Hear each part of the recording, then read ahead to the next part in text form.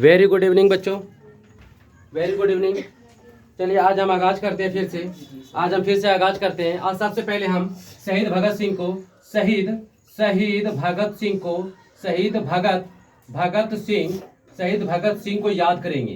तो शहीद भगत सिंह को याद करेंगे क्योंकि 28 सितंबर 1907 को इनका जन्म हुआ था। और आज 28 सितंबर है। आज भगत सिंह का जन्मदिन है। तो भगत सिंह को याद करते हुए हम बस एक ही बात बोलना चाहेंगे। भगत सिंह को याद करते हुए बस हम एक ही बात बोलना चाहेंगे कि जो भरा नहीं है भावों से बहती उसमें रसधार नहीं। वो जो भरा नहीं है भावों से बहती जिसमें रसधार नहीं, वह हृदय नहीं है पत्थर है जिसमें स्वदेश के लिए प्यार नहीं। तो आज हम लोग भगत सिंह को याद करेंगे। इनका जन्म जो हुआ था 28 सितंबर 1907 में, और इनका जो मृत्यु हुआ था 23 मार्च 1931 को हुआ था। और इन्हें फांसी हुआ था और हंसते हंसते फांसी के तख्ते पर चढ़ गए थे। ठीक है, चलिए इनके साथ इनके दो साथी भी थे, सुखदेव और राजगुरु। ठीक है, आज हम लोग तहे दिल से भगत सिंह को और उनके शहादत को, जो भारत माता को बचाने के लिए हंसते हंसते फांसी की बेड़ियों पे कुर्बान हो गए, उनको याद करते हुए अपनी पढ़ाई की ओर भी चलेंगे। तो आज हम लोग आगाज किए हैं, हम लोग क्लास 10th के लिए जो आने वाले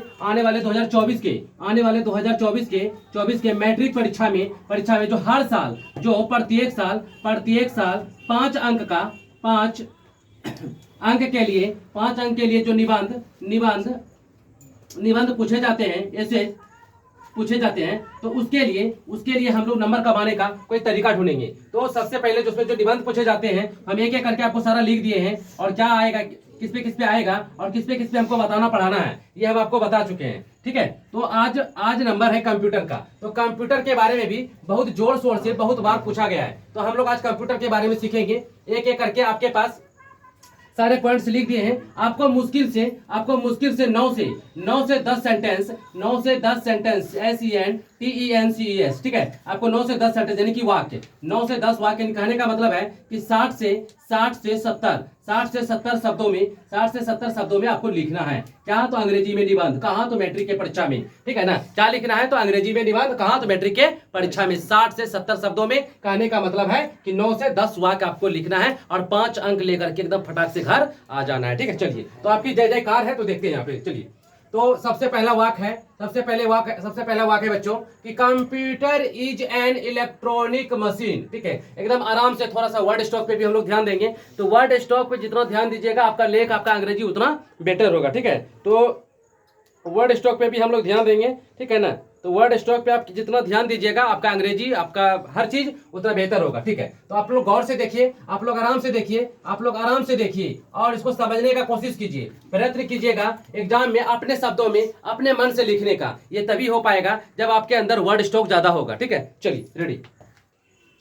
तो computer is an electronic machine, यानी कि कंप्यूटर मतलब कंप्यूटर हो गया। कंप्यूटर को बोलते हैं गणना करने वाला मशीन। ठीक है ना, कंप्यूटर का मतलब होता है गणना, ठीक है, संगणन। ठीक है, चलो यहाँ पे गणना करने वाला। तो computer is an electronic machine है कि कंप्यूटर, एक एन मतलब एक हो जाएगा यहाँ पे। ठीक है ना, क्योंकि ये वॉवेल वर्ड है और वॉवेल के पहले एन लगता है। ठीक है ना, चलो तो कंप्यूटर हम ज्यादा मतलब बेचाएंगे नहीं, हम आराम से खींचते जाएंगे। ठीक है, ताकि कम समय में वीडियो कंप्लीट हो जाए। ठीक है, चलो computer is an electronic machine, यानी कि कंप्यूटर एक विद्युतीय मशीन है, यानी कि यंत्र है। मशीन का मतलब यंत्र होता है, मशीन का मतलब यंत्र होता है। ठीक है ना, चलिए ध्यान दीजिएगा, यानी कि कंप्यूटर एक विद्युतीय यंत्र है, यानी कि विद्युतीय मशीन है। उसके बाद 2 नंबर में देखते हैं, क्या आप लोग को समझ में आ रहा है?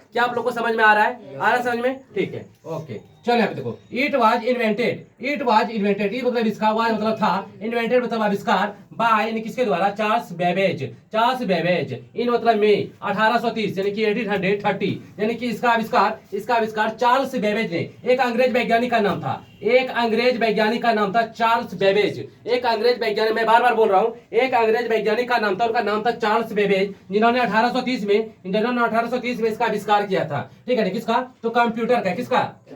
कंप्यूटर का, ठीक है ना। तो it was invented by Charles Babbage in 1830, ठीक है, यानी कि इसका आविष्कार 1830 में चार्ल्स बेबेज ने किया था, ठीक है, ध्यान दीजिएगा इसको, ठीक है। एक भी वाक्य छोड़ना नहीं है, ठीक है, एक भी वाक्य छोड़ना नहीं है, आपको लिखना वहां पे, मैं बार बार बोल रहा हूँ, आपको वहां पे अपने ही शब्दों में अपने ही मन से लिखना है। बस हम आपको ये आइडिया दे रहे हैं वहां पे लिखना क्या क्या है, आपके मन में नहीं है, बट आपके मन में हम ये चीज डाल देते हैं, आपको ये सारा पॉइंट लिखना है। कैसे लिखिएगा वो आप समझिएगा, और आपको अपने शब्दों में ही लिखना है, बेटर होगा। आप हम जैसे आपको बताए बोर्ड पे, हम जानते हैं हूबहू आप याद नहीं रख पाइएगा, ठीक है, बट आपको सिर्फ लाइन याद रखना है कि इसके बाद क्या लिखना है, इसके बाद क्या लिखना है, ठीक है। चलिए आगे देखते हैं।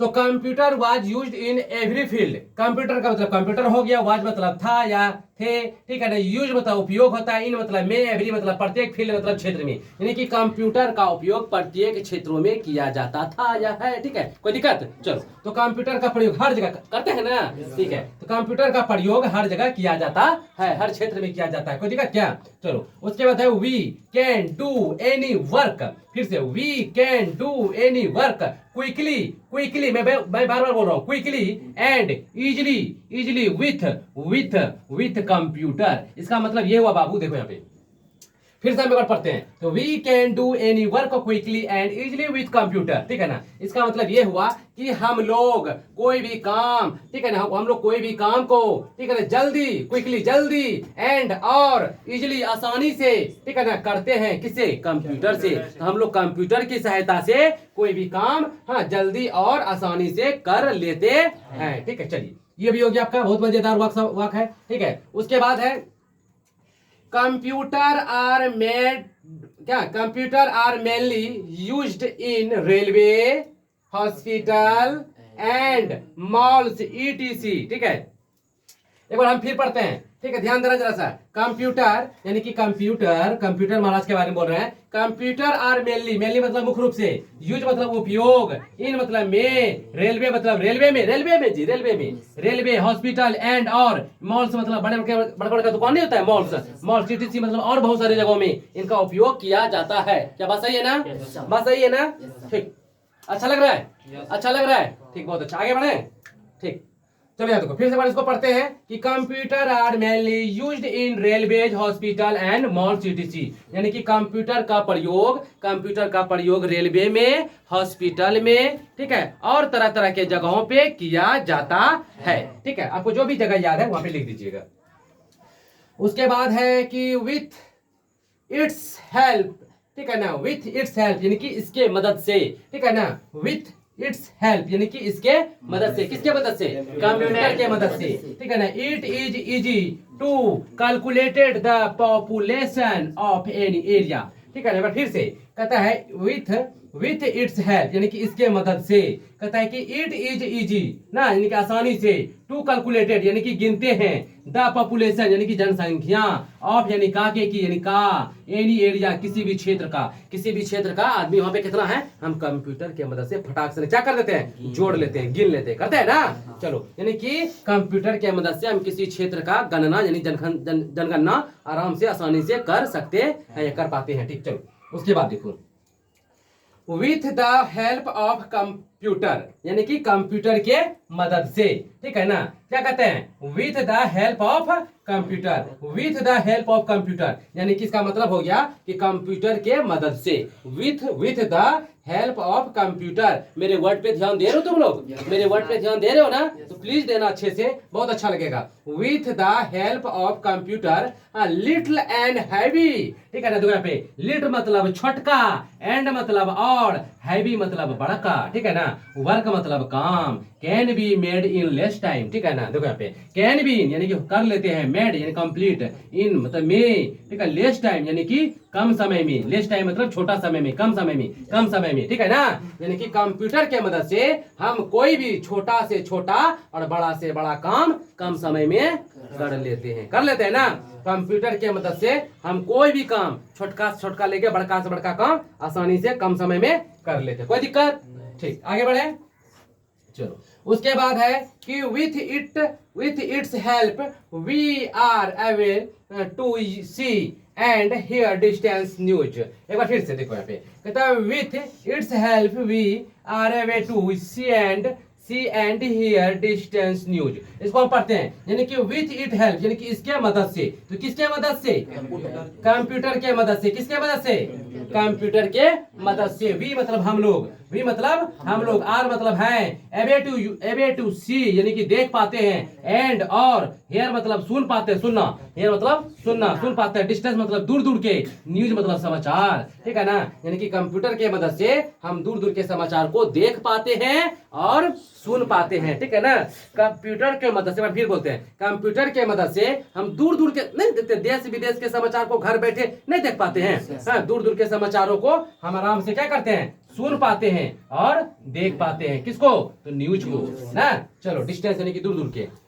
अगला कहता है nowadays, जगह पे nowadays, ठीक है, nowadays most of the work are all over the world is done by computer, ठीक है। एक बार फिर से पढ़ते हैं, ठीक है ना। कहता है nowadays most of the work all